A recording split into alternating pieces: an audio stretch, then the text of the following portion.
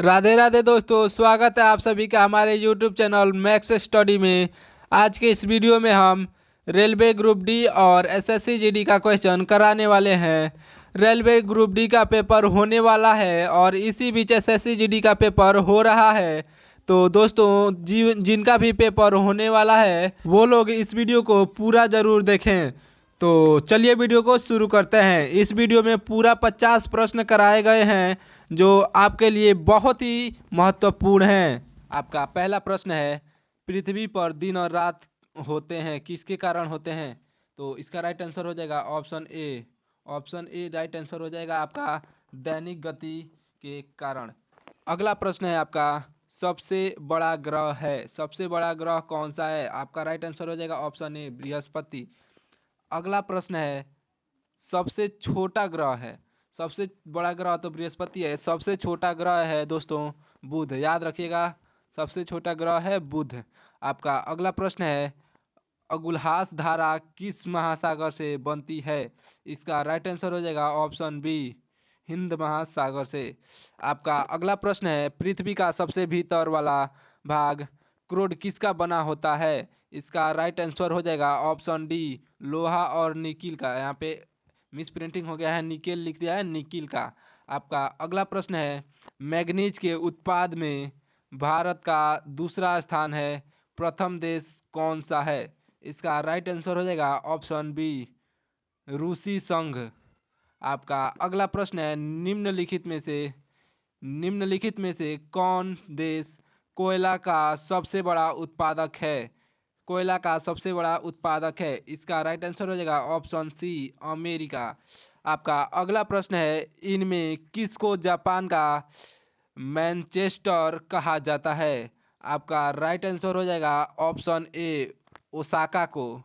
आपका अगला प्रश्न है, भारत के स्वतंत्रता संघर्ष के दौरान डेक्कन एजुकेशनल सोसाइटी नामक संस्था की स्थापना किसने की? इसका राइट आंसर हो जाएगा आपका इसका राइट आंसर हो जाएगा आपका राइट आंसर हो जाएगा ऑप्शन नंबर सी बाल गंगाधर तिलक। आपका अगला प्रश्न है, 1857 के गदर के समय भारत का गवर्नर जनरल कौन था? इसका राइट आंसर हो जाएगा ऑप्शन ए लॉर्ड कैनिंग। याद रखिएगा दोस्तों, ये बहुत इंपॉर्टेंट क्वेश्चन है, तो इसको याद जरूर रखिएगा। आपका अगला प्रश्न है, भारत भारतीयों के लिए नारा किस संस्था ने दिया? आपका राइट आंसर होगा ऑप्शन बी आर्य समाज ने। आपको आंसर पहले से पता हो तो कमेंट में बता सकते हैं। आपका अगला प्रश्न है, विंध्याचल और सतपुंडा पहाड़ियों के बीच से होकर बहने वाली नदी है, वह कौन सी नदी है जो विंध्याचल और सतपुड़ा पहाड़ियों के बीच से होकर बहती है? तो इसका राइट आंसर होगा ऑप्शन ए नर्मदा। आपका अगला प्रश्न है आपका अगला प्रश्न है, इन्वेस्टर इन्वेस्टर प्रोटेक्शन फंड किस संस्था के स्थापित किया है किस संस्था ने स्थापित किया है? आपका राइट आंसर होगा ऑप्शन सी सेबी ने। आपका अगला प्रश्न है कि कुंडापुरी एवं करवा कक्ष वनस्पति स्थान कहाँ स्थित है? इसका राइट आंसर होगा ऑप्शन बी कर्नाटक राज्य में। आपका अगला प्रश्न है, भारत की प्रथम बहुउद्देशीय परियोजना किस नदी पर बनी है? इसका राइट आंसर होगा ऑप्शन सी दामोदर नदी पर। आपका अगला प्रश्न है, भारत में प्रथम स्थापित परमाणु संयंत्र एटॉमिक प्लांट कौन सा है? आपका राइट आंसर होगा ऑप्शन ए आपका राइट आंसर होगा ऑप्शन ए तारापुर परमाणु संयंत्र। तारापुर परमाणु संयंत्र। आपका अगला प्रश्न है यूनाइटेड किंगडम में शामिल है इंग्लैंड तथा उत्तरी आयरलैंड। ऑप्शन बी उत्तरी आयरलैंड और वेल्स। ऑप्शन सी स्कॉटलैंड और तथा वेल्स। आपका राइट आंसर होगा ऑप्शन डी ए और सी यानी कि ऑप्शन ए और ऑप्शन सी आपका राइट आंसर हो जाएगा। नेक्स्ट क्वेश्चन है, आगरा शहर को किसने बसाया? आगरा शहर को किसने बसाया? इसका इसका राइट आंसर हो जाएगा सिकंद लोदी ने आगरा शहर को बसाया है। आपका अगला प्रश्न है, राष्ट्रीय प्रतीक के निचले भाग में उत्क्रमणित शब्द सत्यमेव जयते किस संदर्भ में लिए गए हैं? आपका राइट आंसर होगा ऑप्शन सी राइट आंसर हो जाएगा आपका मुद्गोपनिषद। आपका अगला प्रश्न है, अशोक के शिलालेखों की लिपि क्या है? अशोक के शिलालेखों की लिपि क्या है? इसका राइट आंसर होगा ऑप्शन बी ब्राही। और इस प्रश्न को आप अच्छे से याद कीजिएगा क्योंकि आपके पेपर में आ सकता है, क्योंकि ये प्रीवियस ईयर क्वेश्चन से लिया गया है और ये इसका बहुत ही संभावना है कि आपके पेपर में आ सके। तो इस वीडियो को पूरा देखिएगा, इसमें पूरा 50 प्रश्न करवाने वाले हैं, तो आप वीडियो में बने रहिएगा। आपका अगला प्रश्न है, बिहू निम्नलिखित में से किसका लोकप्रिय उत्सव है? ये तो सभी जानते हैं, असम का। आपका अगला प्रश्न है, विवेकानंद रॉक मेमोरियल कहाँ स्थित है?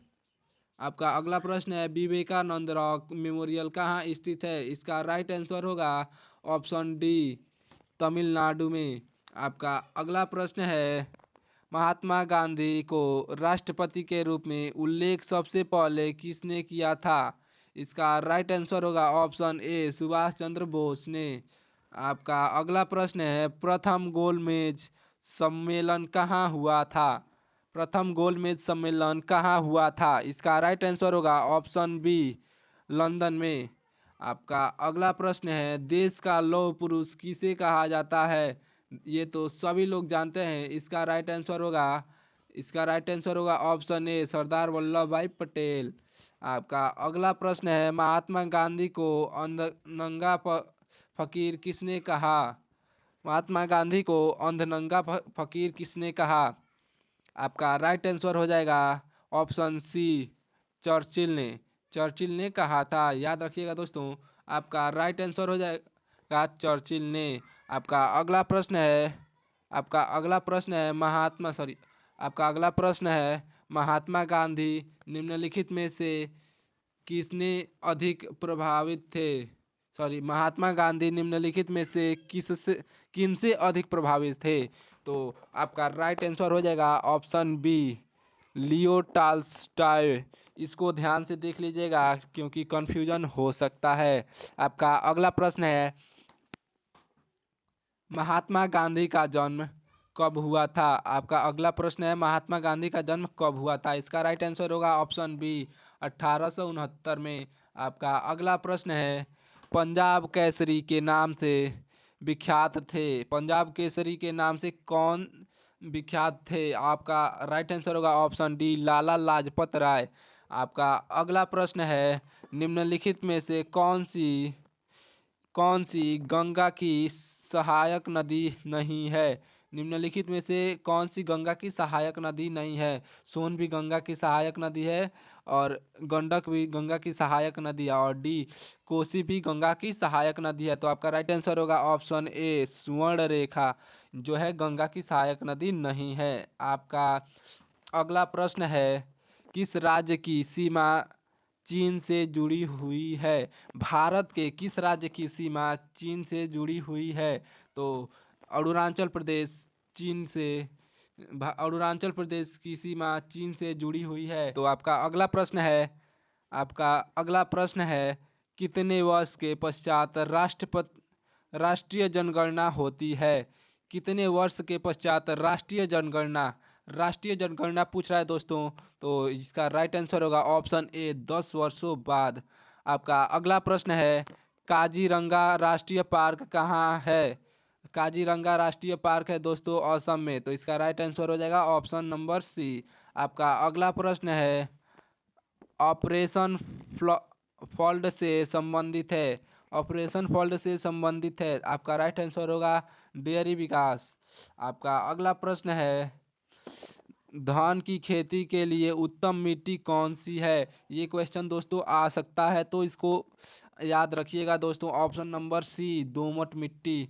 ये बहुत ही इंपॉर्टेंट क्वेश्चन है क्योंकि बार बार क्वेश्चन ये आता है। तो आपका अगला प्रश्न है, कौन से भारतीय शहर हेवी इलेक्ट्रॉनिक्स से संबंधित है? तो इसका राइट आंसर होगा ऑप्शन नंबर सी, भोपाल। इसको इम्पोर्टेंट लिख लीजिएगा दोस्तों। तो आपका अगला प्रश्न है, भारत में हरित क्रांति का श्रेय जिस सुविख्यात कृषि औद्योगिकी विज्ञ का को जाता है उसका नाम है?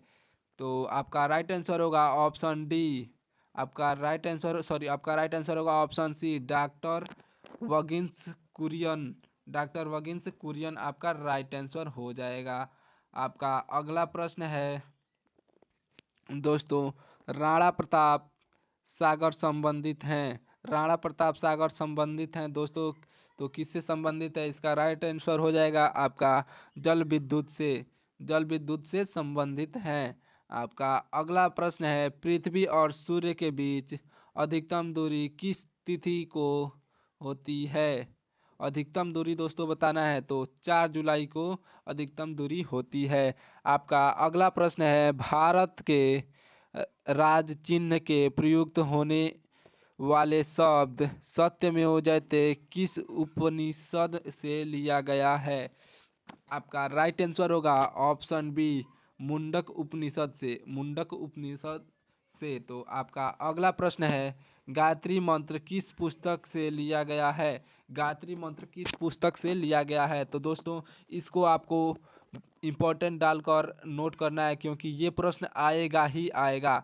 आप इसको लिख लीजिएगा, ये प्रश्न आएगा, आपके पेपर में जरूर आएगा। तो आपका इसका राइट आंसर होगा ऑप्शन ए, ऋग्वेद से।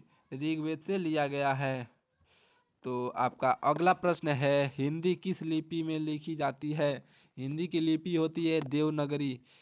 देवनागरी लिपि में लिखी जाती है। आपका अगला प्रश्न है, ब्राही लिपि को किसने स्पष्ट किया? ब्राही लिपि को दोस्तों ऑप्शन ए, जेम्स प्रिंसेप। ये जेम्स प्रिंसेप्स ने ब्राही लिपि को स्पष्ट किया था। आपका राइट आंसर हो जाएगा ऑप्शन ए।